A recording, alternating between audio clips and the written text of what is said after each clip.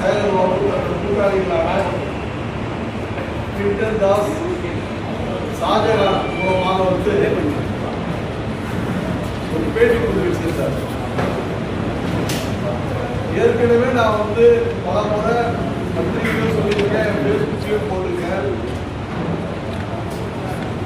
ஒரு நிலாபகரிப்பு கும்பல் சென்னை அதை சுற்றி உள்ள இடங்களில் 10,000 கோடி ரூபாய் மதிப்புள்ள சொத்துக்களை போலி ஆவணம் செய்து அதன் மூலம் இடத்தை அபகரிக்கும் முயற்சியில் ஈடுபட்டு கொண்டிருக்கிறது.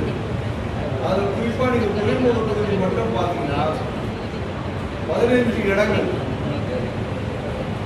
அதனுடைய மதிப்பு பார்த்தீங்கன்னா 200 கோடி ரூபாய். இதனுடைய முதல் கட்டமாக பார்த்தீங்கன்னா நம்மளுடைய பில்டிங்க்கு 3வது பில்டிங் தள்ளி இருக்கு. 43 ராஜாஜி சாலை, 2200 ஸ்கொயர் ஃபீட். சந்தை மதிப்பு பார்த்தீங்கன்னா 6 கோடி ரூபாய் பெருமானம் உள்ள சொத்து.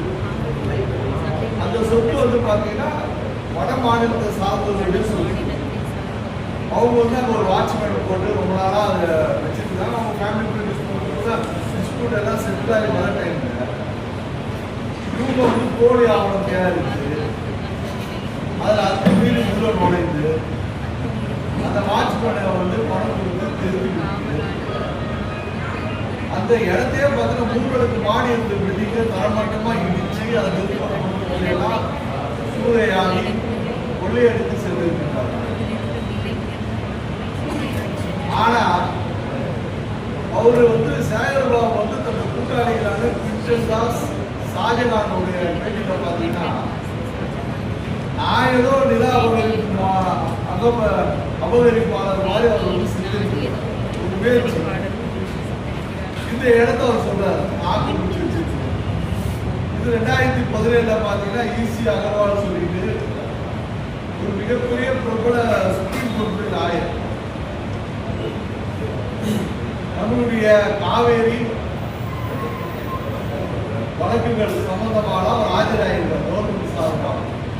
அவரும் அவ்வளோ பெரிய வழக்கறிஞருடைய குடும்பத்தினர் தான் நமக்கு சொந்தம் வாங்கியிருக்கோம். அவரும் வந்து தான் ஒன் ஆஃப் தி செல்லர் நமக்கு வந்து விற்றுருக்காங்க. ஆனால் இவங்க என்ன பண்ணுறாங்கன்னு சொன்னால் ஒரு போலி ஆவணம் கேட்டால் நம்ம வீடு எழுதி வச்சிருக்காங்க எங்களுக்கு சொல்லி. சரி நாங்கள் என்ன பண்ணணும், எங்களுக்கு ஒரு அமௌண்ட் கொடுங்க, 2 கோடி இல்லை 3 கோடி கொடுங்க, சந்தை மதிப்பு